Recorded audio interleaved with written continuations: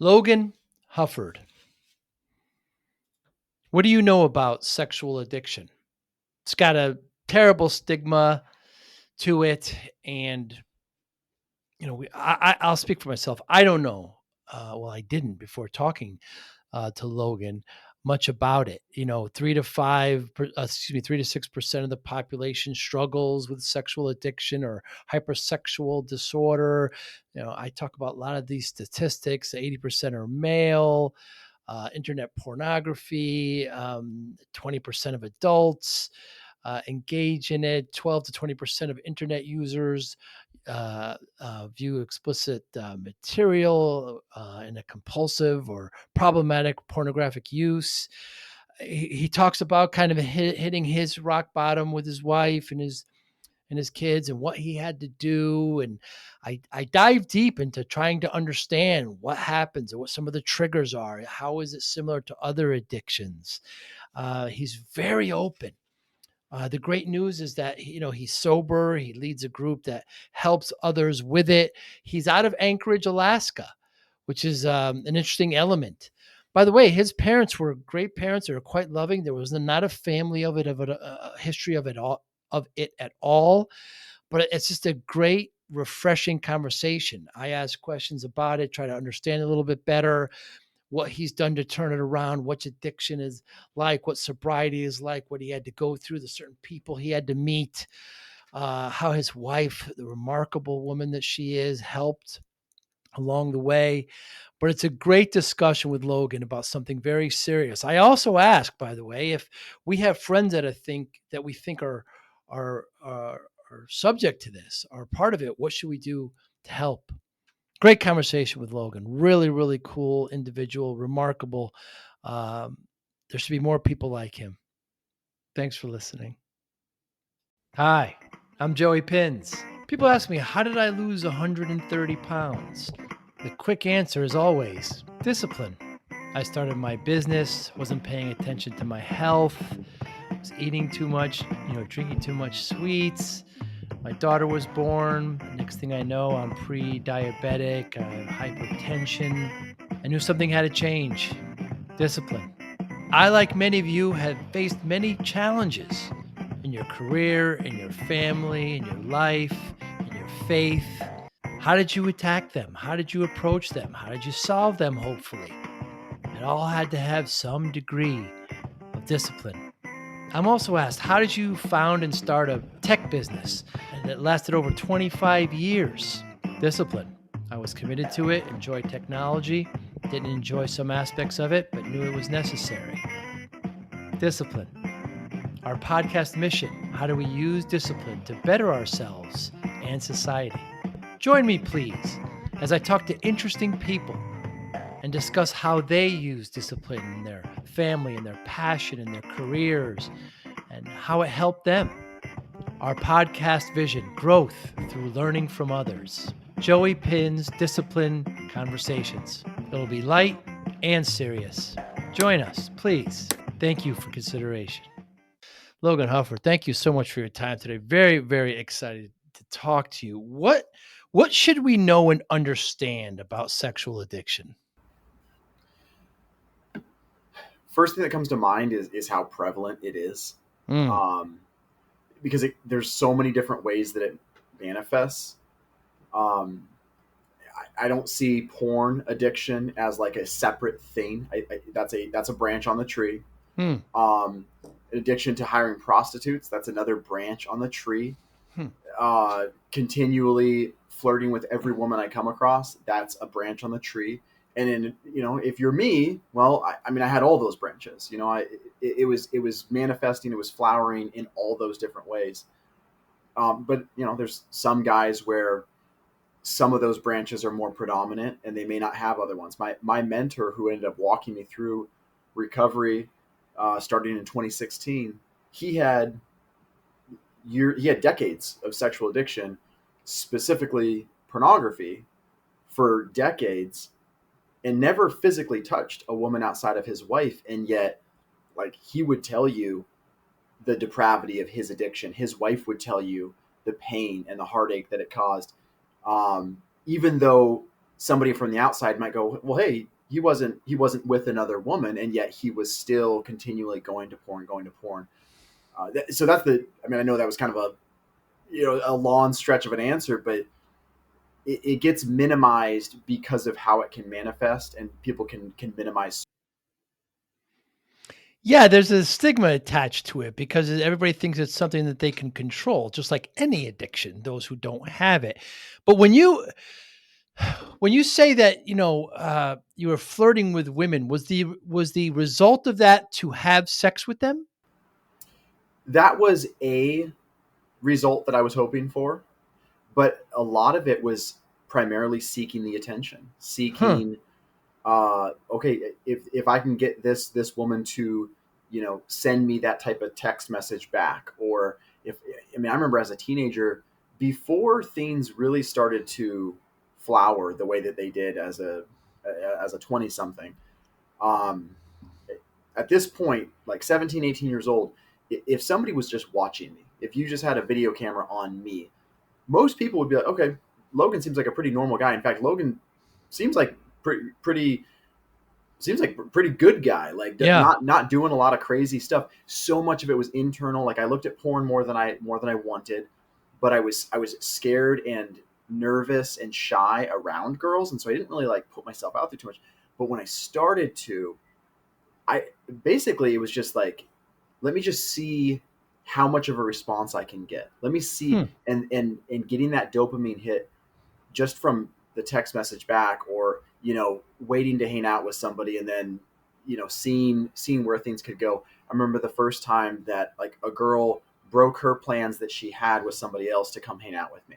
Hmm. In and of itself, that might not be or seem to be like that big of a deal, and yet I remember that moment of like there was that power and control dynamic Hmm. that turned out to really become this huge monster later on. Where like how can I dominate other people, or at least the perception was dominating other people. You said that when you were younger, the Sears catalog came out, I think you said, or one of the catalogs, and you were looking at lingerie. I mean, as male kids, we all did that as well, but you just had a different kind of angle to it. Yeah, I mean I don't want to like paint with too broad of a brush, but I'm definitely somebody where I tend to be all or nothing. Mm. um I mean, if when I look back at how I used to drive, when I first started driving, I literally would drive as fast as the road would let me. I would Wow. routinely drive 120 miles an hour down the highway to get from wherever I was going to get where. And we're talking Alaska winter roads, like just I should have been dead, like, Hmm. and yet that's how I drove. For it wasn't like I was always racing people, or it wasn't like I was always running late. I just wanted to go the extreme. Um, when it came to alcohol, that's something where I wanted to get drunk. I didn't want to taste that. I want to get drunk. Not every area of my life was that way, but lots of areas tended to be that way. I had a huge sports gambling addiction, Whoa. where it wasn't like I wanted to just do a little $5 thing here. It's like, no, no, no, let's go 500, let's go 1,000. um, and it manifested in all these ways. And so me, yeah, starting off with something that, again, to an outside observer might seem fairly benign, but okay, what else can I get? What else can I take? Hmm. And I just kept chasing. And you make a point of saying, Logan, that your parents, they weren't like that at all. They were quite loving. They were spiritual. Mm-hmm. So many Yeah, people will hear you and say, "Well, you must have got it from your parents," but it's not the right. case. No, and I mean, literally, I just had, we didn't plan this conversation. Like, I No. just had a conversation with my boys this morning where we're reading through in the book of First Samuel, and talking about talking about a character, King Saul, because this guy was literally given the kingdom, and squanders it, Hmm. and just how, yeah, like I had this great infrastructure, I had so much given to me in my upbringing, I had so much provided for me. Not so much. I mean, it was like materialistically, it was fine. Like weren't rich, but like we were provided for. But I'm talking about family wise, right? The love, the care.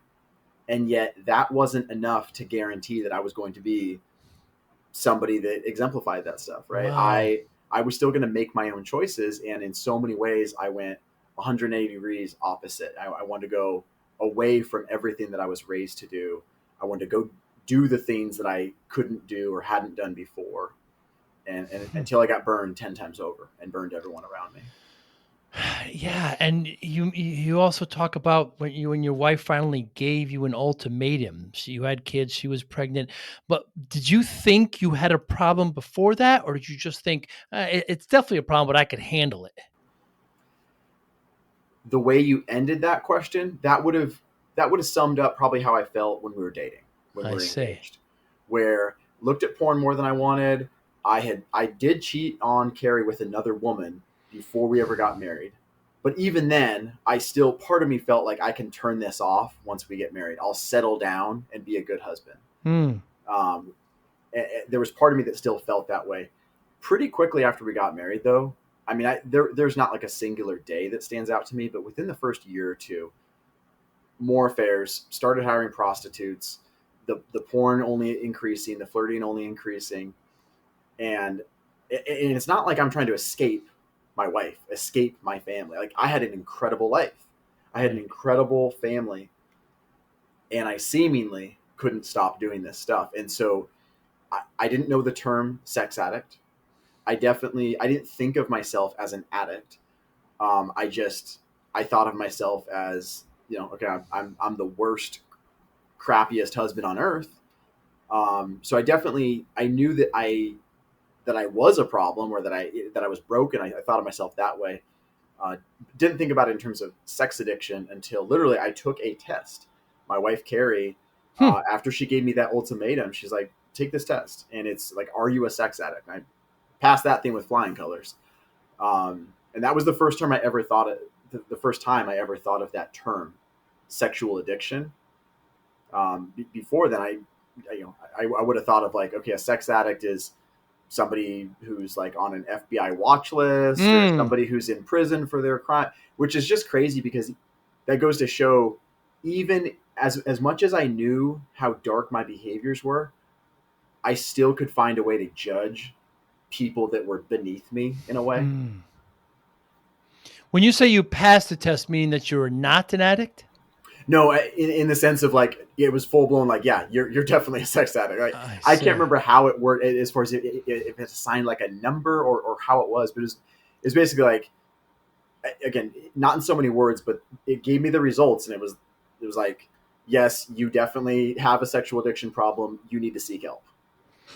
So, Logan, when you had an affair, so you'd have a relationship with this woman, and would you just end it once sex was there, or would you continue to see her or seek other? Was that conquest completed, or did you need to see others? Like, how did that manifested? You nailed it right on the head. That conquest was completed. Mm. 99% of the time, that's how I operated. um, I would chase, and I would prey on, and I would take what I could get from every woman. Now, in most cases, that wouldn't go beyond flirting, text messages, that kind of thing, because I would Ah. take what I could get, and then as soon as I encountered resistance, I would, all right, I'm out, because it was all about, easy. It was all about chasing the new thing, Mm. which, was rooted in pornography. It was Mm. rooted in me picking and choosing what I wanted. Right. So when it came to real women, I would flirt, and I would seek, and I'd go fishing, I'd call it, and then I encounter resistance. Boom, I'm done. And then, yeah, if it got to the point where it became a physical thing, I mean, almost completely every single time, almost, it was one time, and then once there was a physical connection, then I'm done, and I'm never going to talk to that person again. The final affair that I had was, in some ways, was one of the very few true, like, affairs, if you think about it in that sense, where there was emotion. It was a month-long thing, and that was the one when I confessed that one to Carrie, and she didn't know this woman personally, but she knew of her, and she had asked me some questions, and I'd lied to her face. It was a very different dynamic, and like she would tell you, Carrie would tell you, um, as painful as all these infidelities were, this one was actually the most painful to her Mm. because it was the most in her face. It was the most I'd ever lied to her, just bold faced lie, even though she was hitting me with direct questions, that kind of thing. That's when she gave me that ultimatum. So if the woman never resisted, you would just continue with it. You say as soon as you felt some resistance from them, you'd back off. But if Right. they never resisted, you'd keep going. Yeah, because I didn't want to have to work for it. Huh. I didn't want to have Free to lunch. build any sort of relationship.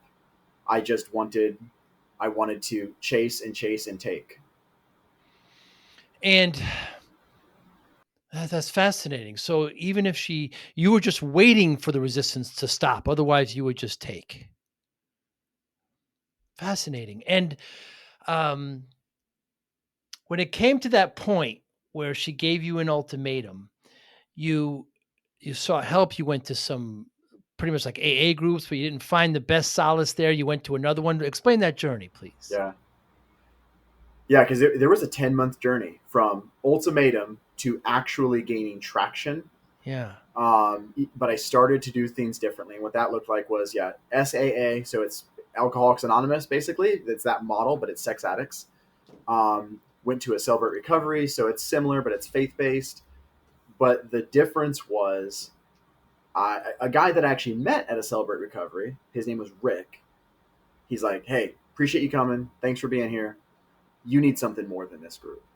And he was the only other guy at that group that said, I'm so and so, and I'm here for sexual addiction. Everyone else was, various substances and things like that. And I kept him at arm's length for a while because I was still like checking the boxes, doing the bare minimum. Like, if I'm showing up to one meeting a month, I'm doing way more than I've ever done in my life. Mm. So in my head, like I'm doing something. Um, and but finally in March of 2016, basically just to kind of get him off my back, I went to a prodigals meeting, which was the group that he was recommending.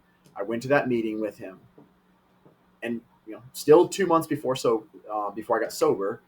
But at that time, I met multiple guys who had my story, you know, porn, affairs, prostitutes, the whole nine. And yet, most of these guys, well, I should say most, many of these guys. I mean, I went on to meet a couple dozen guys over the course of the next few years who had my story and yet had years of redemption, of restored Mm. marriages, of healing. Not perfect, but guys that were healthy, that were genuine, that were living healthy lives. I didn't think that was possible. Hope to me was maybe I can have less affairs. Maybe I can stop having affairs. Wow. That was hope, which is a really dark version of hope, right? But that's about as good as I thought maybe I could get.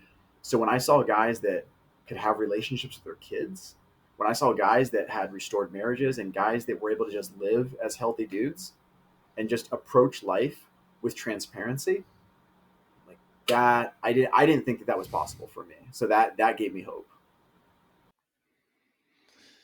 So when you say, just walk me through it, please, Logan. Like, if you didn't, when you were in full blown addiction, I mean, if you were just you're working at a car dealership, and if you didn't, I mean, you just had to call a prostitute. Would you get shakes? Would you get convulsions? Like what? You had to watch porn. Like explain like that drive that was just in you. So I always try to be really careful talking about addiction if it's not something I've personally experienced, right? Like I've Mm. heard lots of stories about various substances and drug addiction. I can speak to sexual addiction. I can speak to gambling addiction, and those are the two that I'm like I know what it is to be in those shoes. From what I hear, from what I understand, it was different from a physical level though in terms of what I struggled with versus like maybe a substance addiction where Mm. I wouldn't like go through the day with physical signs of like, oh, I need it, I need it, I need it. Right. What would happen? I would seemingly be a normal guy, maybe not healthy, but like just a normal guy. Sure. What would happen is if I encountered a trigger, which that word did not even exist in my Mm. vocabulary, but if I encountered a trigger, I'm going to paint a picture, and if this sounds like making excuses or blame shifting, please understand this is me. This is my old thinking. This was my old way of being. I would encounter a trigger, and then I would basically go tumbling down this mudslide. I would go Huh. tumbling down this hill, and I couldn't stop myself. I couldn't help but just go down the hill. That's how it seemed. In reality, what would happen is I would encounter a trigger, and I had no infrastructure, no healthy infrastructure of dealing with temptation, of dealing with life. And so it could be something like, I'm on my phone, I'm on Facebook, and I see an ad pop up. It could be something that calls back to my early days. It could be an ad for a bikini or something, right? And it's like, Right. okay, that hits some, that hits a little dopamine hit, that hits a little receptors up here. I want to see more of that. I want to see more of that. Wow. And I got to. Same thing. And that's when what you described. That's when it would happen. It wouldn't be all through the day, but as soon as I would hit a trigger, then Mm. I seemingly couldn't stop myself. And of course, that word seemingly is key. I absolutely could, but I didn't know how at that Mm. point. Mm. Recovery, was all about slowing down my process and going, hey, there's a doorway. I can walk out of this situation. I don't have to continue. I don't have to roll down this mudslide. I always use the analogy of, like, in my addiction, it felt like I was in a self-driving car going, screaming down the highway, and I had no control. And recovery taught me, I not only am I actually driving the car, but there's off ramps off of that highway that I can always take. Hmm. But in my addiction, I'm going so fast that I don't even see the off ramps. It's Right. almost like they're not an option to me. But in recovery, I go, oh, off ramp, off ramp, off ramp. Hmm. Or I can stop the car. I can Hmm. do a U-turn. Like, I have choices. I mean, the perfect example of this would be, this was in 2014. Me, my wife and kids, and my mother-in-law, we went on this, like, picture perfect, like in a movie, this picture perfect walk, in Anchorage, Alaska, and we were walking around these lakes, and it's just like this beautiful summer evening, this great family time, and I loved it. Like, as much as I had a double life, I mean, I loved spending time with my family, other than the self hatred that was always, Yeah. caked in there. But I mean, I loved my family. I was thankful for them, and so I had a great evening. Went to work the next day, thinking about my family, thinking about how, just great things. And I got a text message, and this text message was from somebody, um, that I knew what this person probably wanted, and this person came to the dealership, and literally within like an hour or two had another physical affair. Hmm. And I mean, and I share that example just to share, like, that's Hmm. how freaking unstable I was. Right. That I had this incredible day the day before. I went to work not with thoughts of, like, how can I cheat, how can I find something, Right. but I had no healthy infrastructure. I had no boundaries. I had seemingly no healthy MO for dealing with life. And so, somebody texts me, and I pretty much know why they're probably texting. It almost felt impossible for me to not invite that situation in. How does pornography play a role? Because it seems to me there's not a challenge there, Logan. It's so accessible now through technology, and you could self-satisfy very quickly. How is that a challenge, and how did that save? How did that help? Well, porn became my maintenance drug. Like, porn, by Ah, this time, I mean, when I was in my 20s, I never, like, was chasing after porn. Porn was never the thing that I wanted. It was the thing that I would take if I encountered some triggers, and there was nothing. Ideally, I huh. wanted something with a real woman. But if I couldn't get that, because again, selfishness, in laziness, like, convenience. So if it was too hard, or if there's nothing accessible in terms of a real woman, okay, I'll settle for porn. But it wasn't like the goal. Now, early on, as a kid, as a teenager, that was more of, like, the goal at first. Um, I mean, because it was this whole, it's this universe, right? It's this essentially infinite world of pictures and videos, and I can pick and choose who and what hair color and all these different things. And I mean, this is where I always harp on, like, I'm a Christian. I have my beliefs. I'm not going to share. Not everyone has those same beliefs, but even just from a physiological standpoint, porn, it is so destructive, because I'm training myself I'm training my brain that I can have whatever I want, whenever I want it, Hmm. in whatever way. It's just like, it's all that power and control dynamic. It's that immature, to put it lightly, that immature approach to life, right? I can just have what I want. I'm a 5-year-old kid in a candy store, and I can just pick and choose whatever I want. And there's no, seemingly no physical consequences. Of course, there's huge physical consequences, but I don't see them in that moment. Right. I just looked up some statistics, and there was a lot. The rise of internet smartphones significantly increased the accessibility of sexual explicit material. Estimated 12 to 20% of internet users engaging in compulsive or problematic pornographic use. Does it surprise you? 1 out of 5? No, and you can find different studies, and of course there's different ways to quantify like struggles, or Hmm. with pornography and that kind of thing. And of course, number one, any study you're looking at, these are people that are self-reporting, right? Hmm. So it's probably higher. Hmm. Um, I mean, but I've seen studies that range anywhere from, on the low end, like 30% of men struggle with porn addiction, up to 80%, depending on, again, how you're quantifying and like how often they're looking at porn, whether it's daily or weekly or monthly. But it's a much bigger problem than the resources available would imply. Because there are resources, but not enough. 3 to 6 of the population of the population struggles with some form of sexual addiction or hypersexual disorder, a term I never heard of. 80% of the addictions or addicts are male. Surprise you? Well, and that's a whole other piece. Is there are resources for guys that struggle with sexual addiction, even though there's not enough. Um, and yet, yeah, it doesn't have to just be a guy's thing. Hmm. And porn has morphed into, I mean, because at the end of the day, it's an industry. It's a huge freaking industry, There right? is. And I mean, basically, I mean, the porn. I don't like to do too much like preaching about like the porn industry and other. I mean, because ultimately I can't do anything personally about what the porn industry does, right? But I can control how I respond. I control what I do. But when you look at it, I mean, I think it's fair to say, and you can find studies that back this up. They basically realized at some point, hey, we've only been going after half the population. Let's start going after the other half. And so it's increasingly marketed to women, and so female female struggling with sexual addiction has become an increasingly big problem. And there's almost no resources that you find. Hmm. There's very few resources that have any sort of like long-term track record, that are centered around the female brain, and how a woman might struggle with sexual addiction. Were any of the women that you were with sexual addicts as well? Do you know that?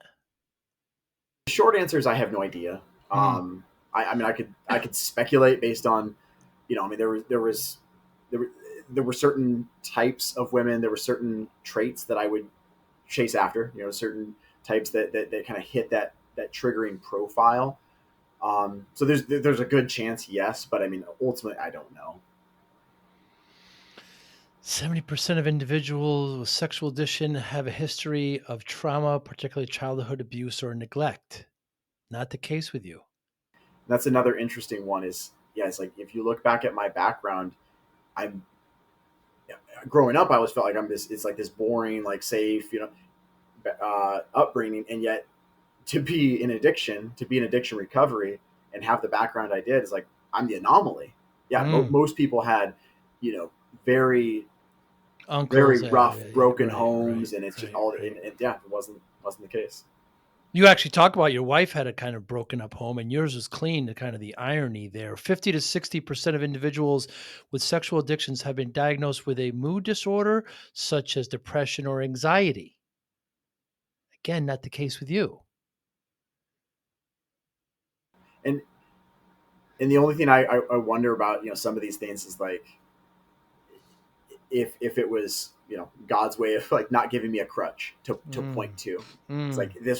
this was not my environment's fault. This was not, some disorders. This was like, no, these were my choices. Again, going back to that conversation I had with my boys this morning. I can be equipped in all the ways, and yet I'm still going to make my choices. And I can have the best upbringing in the world, surrounded by the best resources in the world, and I'm going to make my choices, and I can make good ones or bad ones. If we have a friend or know somebody who's who we think's on that dangerous line, what should we do with them? How do we talk to them about this? It's a tough one Yeah. because sometimes most of the advice or most of the conversations I have, and Carrie would say the same thing, most of the conversations we have with people that are centered around this issue, whether sexual addiction or on her side, sexual betrayal trauma, if it's not the person themselves that we're talking to, if the person we're talking to is not the person that has the issue, so we're talking to a parent, we're talking to a sibling or a friend, Mm, mm, most of what our conversation is basically centered on, hey, you can't make them want it, because right. they're always like, hey, what do I need to say to get them to a meeting? What do I need to say to make them understand? It's like, well, there's a couple things you can try to plant the seeds, but ultimately you can't make them want it. You can't Mm, make them see the problem. But at the bare minimum, you know, we can plant seeds that, hey, healing is available, that there's no point that I can cross. And what I'm about to say, I mean this very sincerely. There is no point that I can cross that I cannot experience healing and recovery from. And I'm talking mm, about humans. I mean, we can do incredible things and we can do terribly evil things, right? mm. I know a guy, one of the closest brothers in recovery, who I've known for several years. He went to prison for his crimes. He went to prison because of where he went in his addiction. So there's natural consequences, 100%. So I'm not saying that, as bad as it can get, it's okay. You can. It's like, no, it's not okay, but you can still experience healing and recovery. This brother, I mean, he's submitted himself to the same mentorship program that I did. He has submitted himself and his life over to transformative recovery and doing things completely different, getting his freedom stripped away so that he can have a new life and new routines and a new MO. Um, and there's no point that I can't experience healing from. And same thing on Carrie's side, right? Is she would tell women is there's no trauma that you can experience that you can't still seek after healing and recovery. Mm. It's not going to be a quick road. It's not going to be an easy road, but it is available. Yeah, how can we be that the equivalent of your Rick? You talk about when you met him and you kind of tolerated him a bit, and you were like, "Well, I'll go have a cup of coffee with you," and he says, "No, that's not happening. You take this seriously, or I'm not dealing with you." I mean, so he said, hit the road, or gave you an ultimatum, I guess, upon retrospect, and we can't be doing that with our. I mean, I always hear these. I don't always, but you do hear these. Addicts say, "Well, they got to hit rock bottom in order for them to see it," and then you see others say, "No, no, we should be able to stop them before that."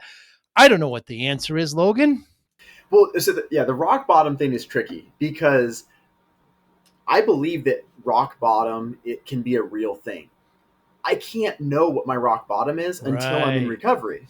right. Because if you and I are both in recovery and you're telling me about your rock bottom story and you're like, yeah, I went to prison for 5 years, I lost Mm. my family, my parents disowned me, and I went bankrupt, and I got into recovery because I had lost it all.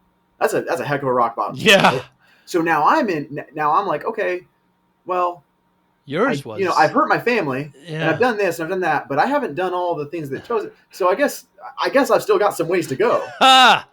And I Yeah. probably wouldn't say that out loud, but I do think that we can Hmm. behave that way when if we Hmm. think about, like, oh well, I guess I haven't hit rock bottom yet. And I mean, I always think about it this way. I mean, there's people that their rock bottom could. In fact, okay, this is a real story. I just talked to this person. This is just a couple weeks ago. This person's rock bottom, sexual addiction, was this person was looking at pornography on their computer, and they had a toddler, and their toddler was supposed to be taking a nap, and the toddler came walking into the room, and I don't know what the toddler saw or didn't see, and this person, and this person, we were having this conversation, and they're like, at that moment, like I can't, my toddler just walked in on me looking at porn, and they've never looked at porn again. And this is like 7 years ago. Wow. So I mean that is not going to be the case for most people. I mean, I had experiences like that, not that exact thing, but I mean, I had obviously terrible destruction that I wreaked havoc all around me, and Hmm. yet none of that was enough by itself. So everyone's different. We all process pain differently, right? But yeah, rock bottoms, they are real, but I can't really identify it until I'm Right. in a healthy place and I can look back and go, yeah, that was my rock bottom. It is amazing how that cold turkey for some people does work, doesn't it? They could just stop. I have friends that were smokers for 20 years, and they said, "You know what? I knew that was my last one. I never went back." Yeah. And that's, I mean, like me with I don't claim that I was addicted to cigarettes, but I mean, I smoked for 7 years, 6 or 7 years, and yeah, I told my buddies at work, I was like, yeah, I'm done, and my buddy, he looked at me, he's like, oh, good luck with that, and that was it. Once he told me that, my ego kind of bristled, and I'm like, oh, Ah. screw you, yeah, I'm never gonna. So never had another cigarette. Wow. Sports gambling, which was again, sports gambling was a huge addiction. um, what helped for me was it was all a secret. I had like $30,000 in credit card debt from sports gambling, and I had a I'll never forget Oregon versus Utah March Madness, and I hit $1,000 bet, and that went from 6,000 in the hole to 5,000 in the hole, and I didn't have any money. And I'm texting my buddy, who his friend was our bookie, because this is back in the day. There's nothing Yeah. online. There's no, and I'm like, hey, I'm gonna owe 5 grand tomorrow, and I don't have any money. And then I came clean to my wife. I came clean to Carrie for the first time about this problem. That was my rock bottom, and I never placed another bet. Wow. So it's like even in my own life, I've had various versions of those rock bottoms, right? So here we are now. How long you working with this group, and how long have you been sober? How is sobriety? Yeah, so May 19th, 2016 is my sobriety date. So a little over 8 years. And in sobriety, we obviously we prodigals we operate off the definition of, so that's no masturbation, no pornography, and of course no sexual behavior of any kind with any woman that's not my wife. That's our definition of sobriety. Hmm. And so May 20th, 2016, I didn't become a healthy person, right? But it Right. was okay. But that was the first day that I wasn't acting out, and then I had a second day, and so on and so forth. I went through a 2 year voluntary house arrest program, Prodigal's mentorship program, Wow. where I had a lot of freedom stripped away. And it wasn't, this is what I needed, was I didn't need to add in a dose of recovery. I didn't need to add in some healthy routines. I needed like all of it to get like an excavator coming and just like rip it all away, Huh. and then build new stuff, build new routines, new foundation. That's what I needed. And I do believe most people, if they've got an addiction that has led to them being in a room like that, where you're going, hey, I'm so and so, and I've got this addiction, and I'm about to lose my family. In most cases, we can't just try recovery or add in recovery. We've got to gut out, or be willing to gut out, like all of our routines.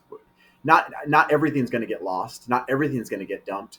But I've got to be willing to dump almost everything, including in a lot of cases, people's jobs, right, where they live, whatever it takes, so that I can get rid of this monster. Yeah, you said you left the car dealership because there's too much temptation there. You're now at a financial planner organization where you do great work there. Describe what house arrest was like. Yeah. You mentioned house arrest. Yeah. So it was voluntary. There were no legal proceedings, but it was essentially house arrest. It was, if I so if my routine was going to change, I had to get a safety plan. I'd get permission in most cases. Like if I want to go camping, I had to get permission to go on a camping trip. And it was basically understood, like, you don't even ask. Don't even ask to go out of town for at least a year.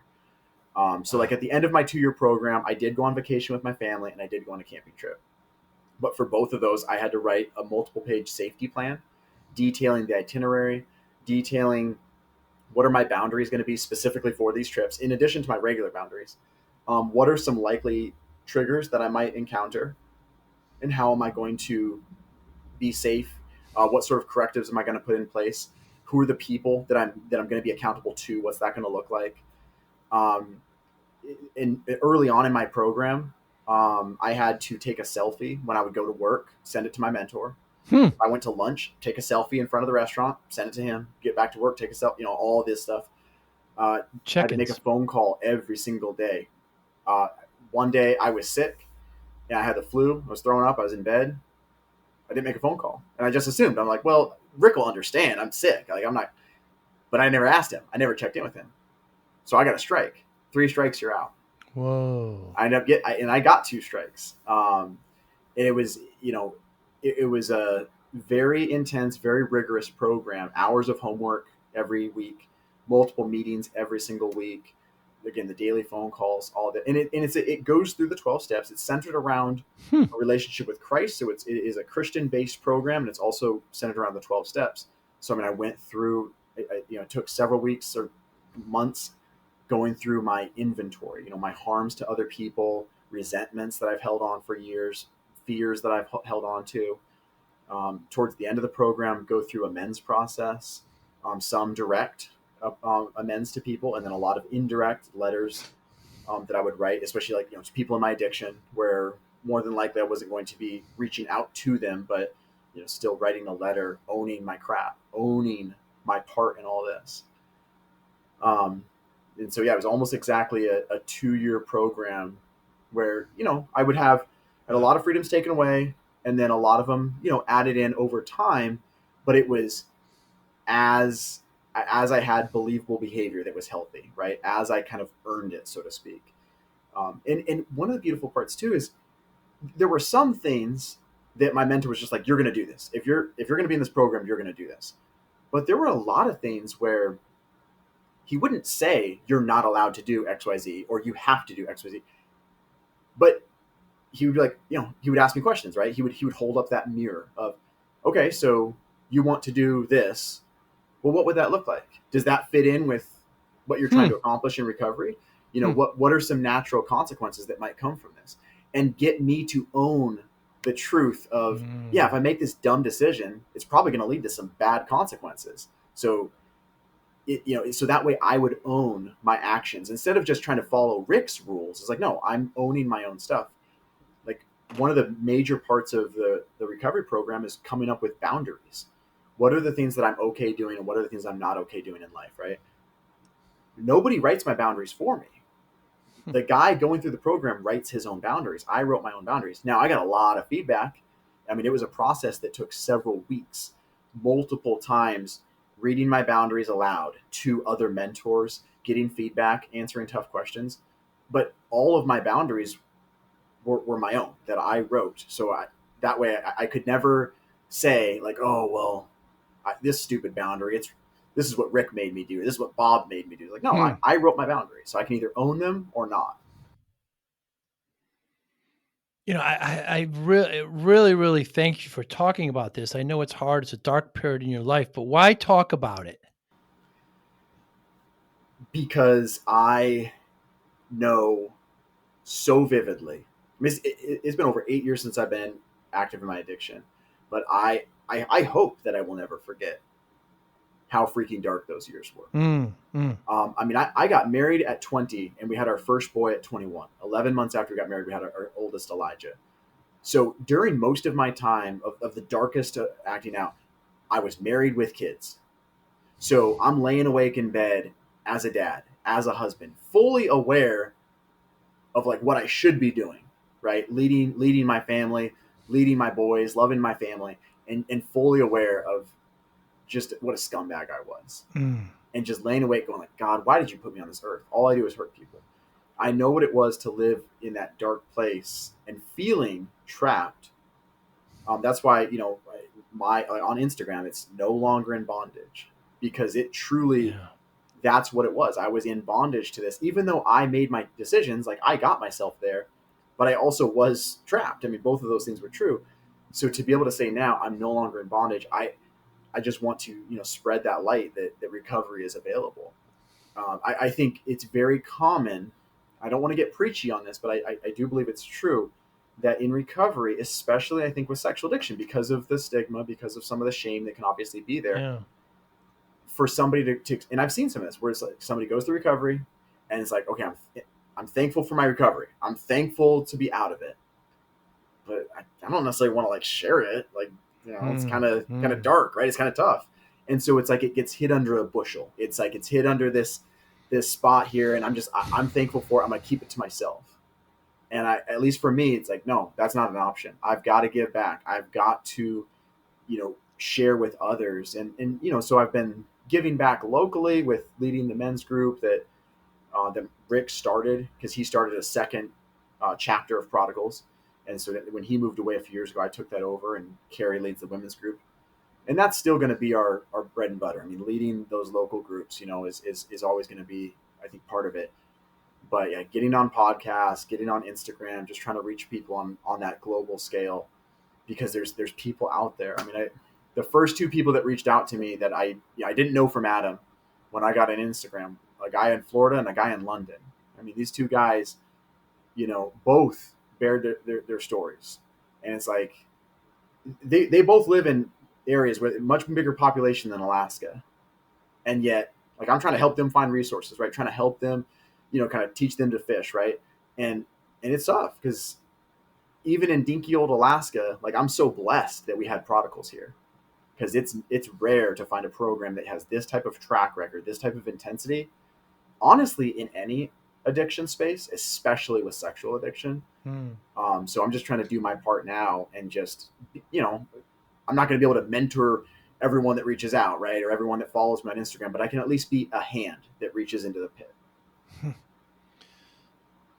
You mentioned your wife, and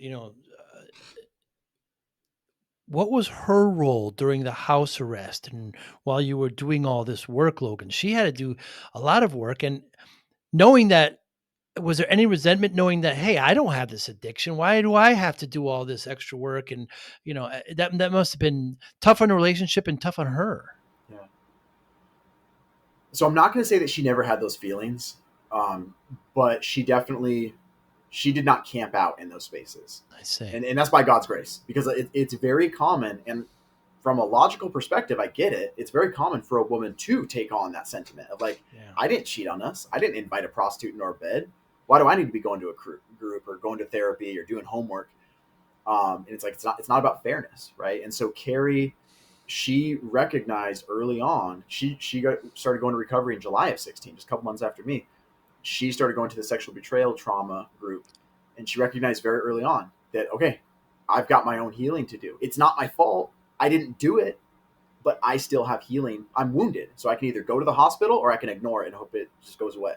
Hmm. And you asked about role. I mean, she pretty early on, and these are things that she has said with her own mouth. I'm not speculating. She recognized her role, and that role was basically, okay, Logan, you're accountable to these dudes. You're accountable to Rick, and then a bunch of other Ricks. Because there's a whole mentorship team and other guys in Sure. the trenches. So this is another thing where it's very common, and we even had this dynamic at first, and very quickly Rick and his wife Patty, who mentored Carrie, they were like, yeah, we're not doing this anymore. We're like, Carrie was my accountability partner. Carrie was the one who I would like share everything with. And they're like, no, you're not gonna have secrets. Like, you're gonna be sharing all this stuff, but you're gonna be sharing it with the group, with your mentor, with other mentors, because they can process it.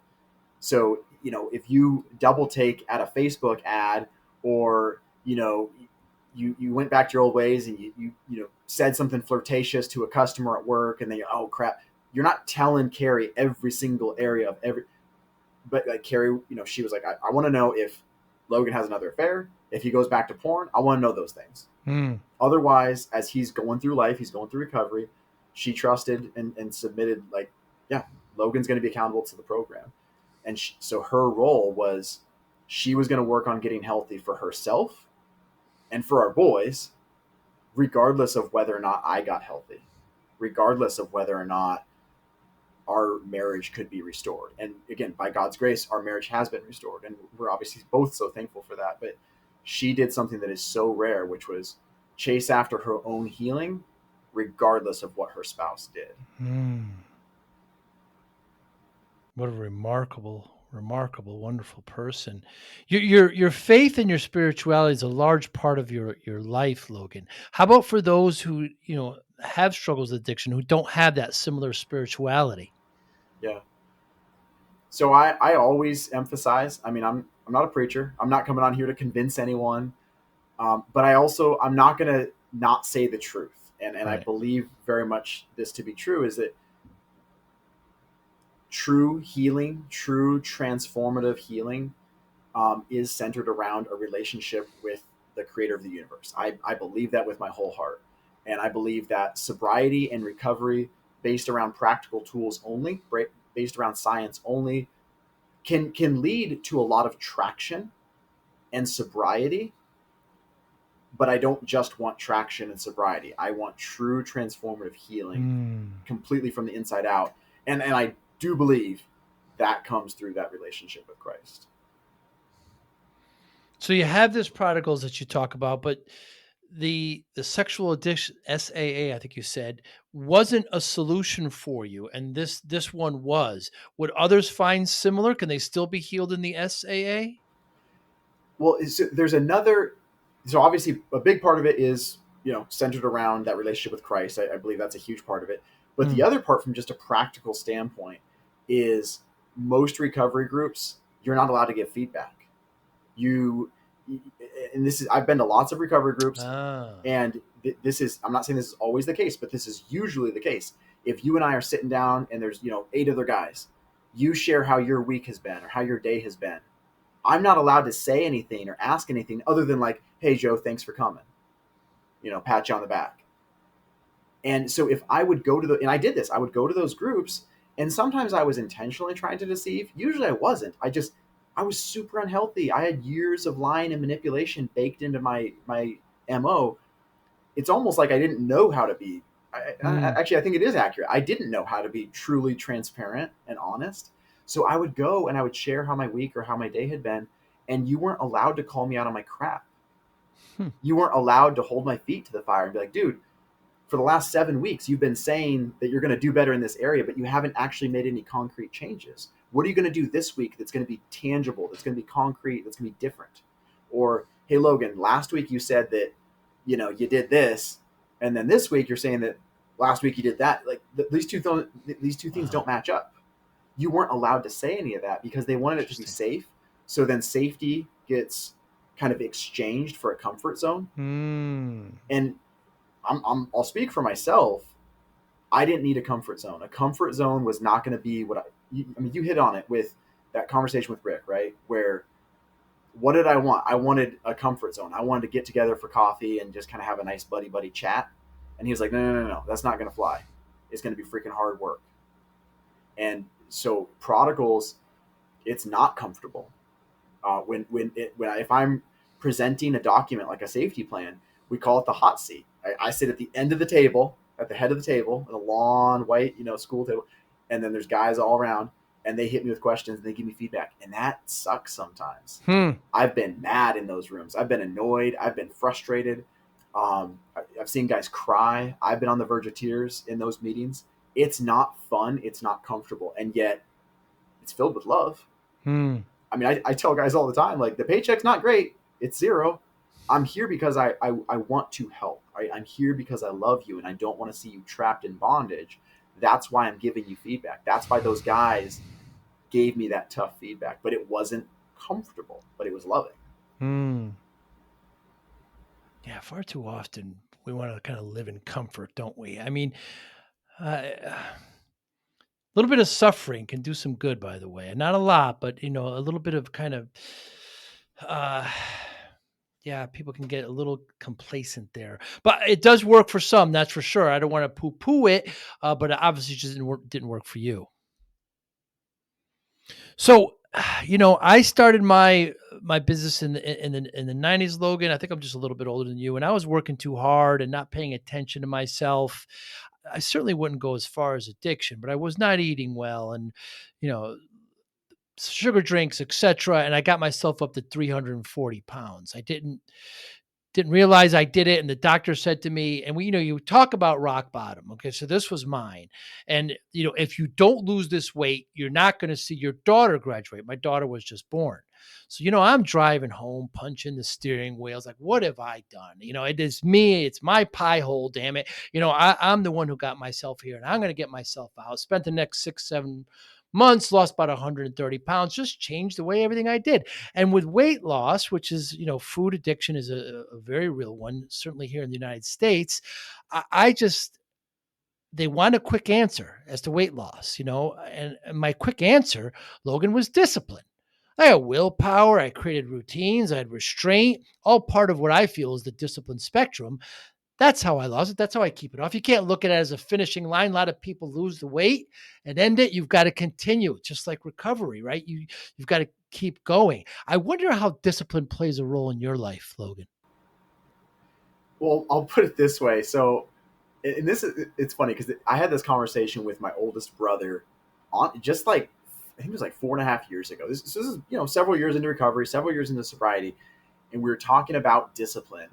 He's 9.5 years older than me, and he's somebody I look up to very much in a lot of ways. He from a physical standpoint, he looks like a Greek god. He's all just jacked, and he was a bodybuilder, and he still keeps in really really great shape and all this.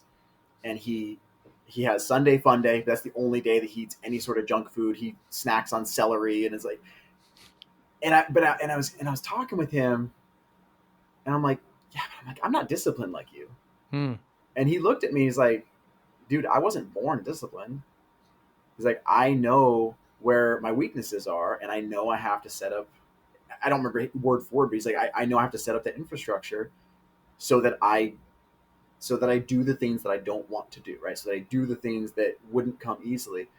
It's like I had to work at discipline, um, Hmm. and that I think back to that conversation a lot because now I had started to build disciplines, especially in recovery, but pretty it was pretty much limited to recovery at that point. Hmm. And I've still got a lot of growing to do, but I mean I'm thankful because there have been whether it's exercise, exercising regularly, cleaning up my diet a lot. I can still eat junk food. I've done a lot better. Like I just there's some things I don't do. I just don't buy Doritos. I don't buy Hmm. Oreos. I don't keep them in the house. Um, Water. I used to never drink water. Now I'm carry this giant thing Yeah, everywhere I that's go. But yeah. like just recognizing, okay, I got healthy in this area. Why would I not get healthier in these other areas? And I hold myself to that. I give myself the allowance to not funnel. I give myself the allowance to not make everything a number one priority because only one thing can be a number one priority, right? Hmm. But I don't give myself the allowance to ignore a problem. Like I let myself put something on the back burner if need be, but I won't ignore it. And so I kind of I sort of have it. It's like it's like the Canadian geese in that V, and they take turns leading, right? That's right. That's kind of how I think about my problems or deficiencies or however you want to term it. Is like not everything can be at the front, but I got to keep an eye on my issues and like, okay, I'm working on my anger. I'm working on this. I'm working on that. And then ideally that stuff, as I work on it, it becomes muscle memory. So that way I don't have to focus all my mental energy on it. And that's happened in a lot of areas, but there's still those other areas where I've got to continually work on it. And that accountability. I use my recovery Hmm. tools. I have a Hmm. text thread with Recovery Brothers with two other mentors, and we pour stuff into that text thread every single day. And Hmm. it means obviously it's a place where we can put sexual temptations and triggers and that kind of thing. Most of what we put in there has nothing to do with sexual temptation. It's anger. We're all dads. Okay, was I impatient with my wife? Was I rude? Did I yell at my kids? Am I holding on to resentment against my boss? Or you know, I got mad at this driver and cursed under my breath or wanted to flip them off or whatever. Like just life stuff, right? Just talking through how we're doing and what we need to work on and do differently. Hmm.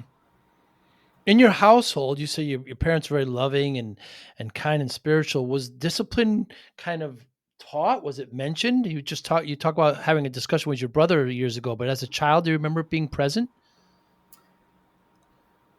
I don't remember really one way or the other, to be honest. Hmm. Um, my mom was, or is, she was raised by Depression era German parents. So like Hmm. raised on a farm. So like you can pretty much paint that picture, right? Oh, Like she was, hey, you're gonna do the right thing because I that's said right. it, right? You're Yeah. gonna do the right thing because I'm your Yeah. mom. Yeah. Um, and so, I mean, they did a lot of things well, but so there was definitely a lot of like I wasn't gonna ask questions or have a dialogue with my parents. I either obey or I get a spanking, you know. Hmm. Um, and then my dad, he would talk with us about stuff. I don't remember discipline coming up. The one thing I would say about my childhood, it was a lot of great things that they did.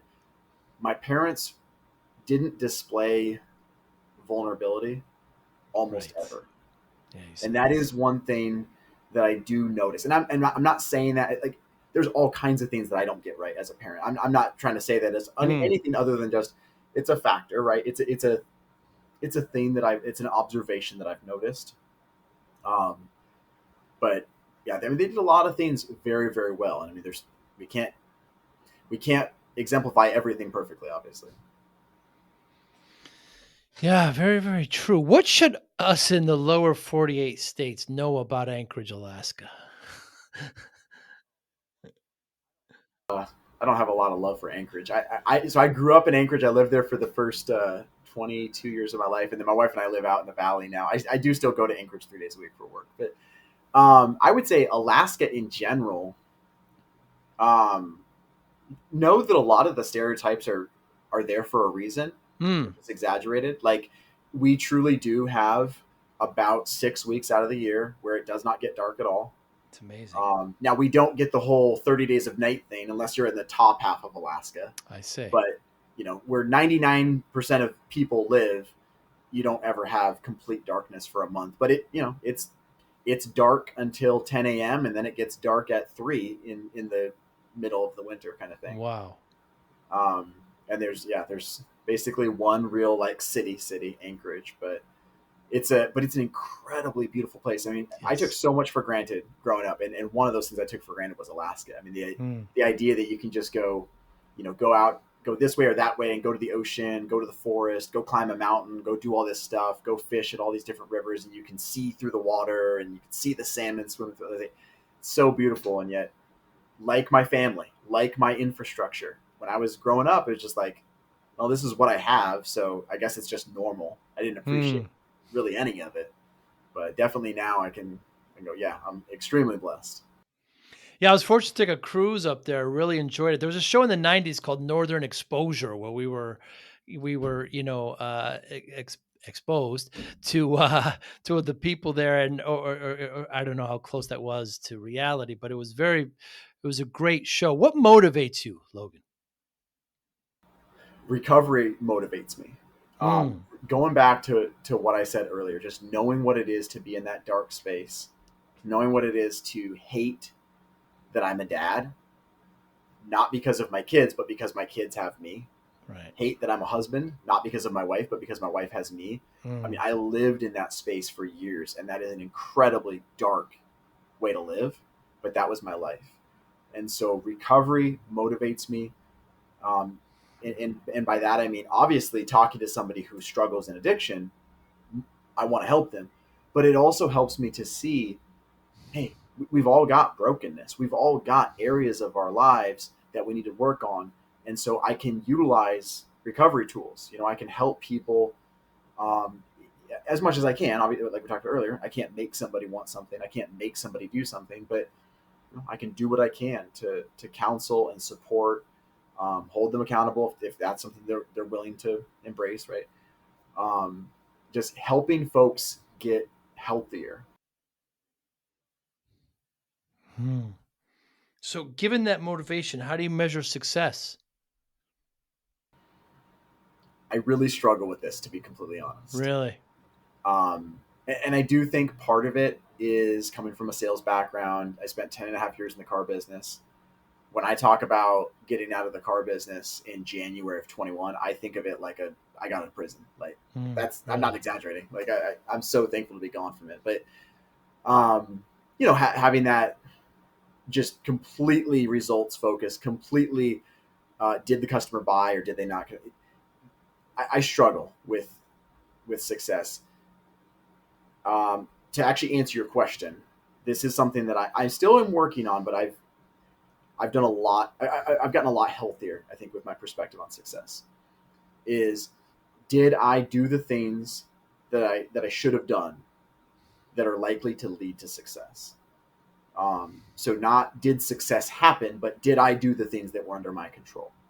mm. And that's, again, as a dad, like that's so hard. It's like I was patient. I did this. Yeah, and yet my kid still got mad, or my kid still whatever. Mm. And so it's tempting for me to go, okay, I was unsuccessful. And yet I try to remind myself, like, no, like, if I was patient, if I was loving, if I was focused on empathy and all these different things, like I can't control how he responded. I was successful in what I did. But I mean, it's a daily exercise in humility for me. Mm. Yeah, to get over that is it's got to be something, Logan. I think you're an incredibly remarkable person. I think your wife is as well, and for you to talk about this is incredibly, incredibly wonderful. And you know, I learned a lot from you. I'm hoping anybody listening did as well. How can anybody listening get in touch with you if so needed? Yeah, the best way is Instagram. My Instagram it's not a personal family page. It's specifically for this. Now, when I say this, I mean it's definitely, I'm speaking from my perspective as somebody who lived in sexual addiction and now lives in recovery, and so a lot of the content is, okay, here's what it is to be inside the mind of an addict. Here's practical recovery tools that I can use, things like that. Mm, That being said, if you are somebody who wants to understand how to be healthier, if you are somebody who wants to understand addiction, even if you don't struggle personally, or you're somebody who just you want to learn tools to work through unhealthy habits, most of what I talk about is going to be very relevant, and mm. it's not lightweight stuff. It's not a picture of mountains with some 3-word motivational text. I get into the meat of it. And so check me out on Instagram. It's at no longer in bondage. There's periods in between the words no longer in bondage. Um, and feel free to shoot me a message if you have a question. Please do. But yeah, definitely give me a follow and check out the posts, the videos there. I think you'll find them very beneficial. If this conversation has been at all enlightening or helpful, you'll appreciate the content there. Yeah, it's a great area that you have there on Instagram. No longer in bondage. The prodigals of Alaska, are there prodigals chapters everywhere? Oh, well, yes and no. So Prodigals International is an organization, kind of, sort of, you could think about it like a smaller version of Celebrate Recovery or AA, in the sense that there's chapters all over. And also, you don't know what you're going to find. Like, Hmm. every group's different. And so I would never Right. be like, oh, go find go find the chapter in your city, and I promise you it'll be incredible. Because I don't know the people there, right? I don't know Uh, who's leading it. I don't know who's in it. The other thing is, it's a lot smaller. I think there were like a dozen or a couple dozen groups, maybe nationwide. But when COVID happened, they all went to online only, I see. except for our groups up here. Now, there's a blessing and a curse in there, I think, because I do believe if I'm struggling with addiction, I need people that are in my physical Hmm. space. I need Hmm. people that I can have a coffee with, that I can go take Hmm. a walk with. But something's better than nothing. And also, yeah, if you're somebody who lives in, who knows where, you're 3 hours away from a city, well, you can jump on an online group. So, um, I I don't know from a nuts and bolts perspective. I don't know like how many groups are available and what it looks like, is if there's a waiting list or anything like that. But I know Prodigals International, you can find an online group there. But I've got a couple videos that I kind of key in on this on my Instagram of what it is to find resources, because at the end of the day, you know you who knows what geographical area you're in, who knows what issues you need to work on, who knows what's available, but there are some common denominators. So like just sharing a couple of those. I mean, if I'm looking for healing, if I'm looking for help, I need to find people who have the type of healing or the type of progressive victory that that I want.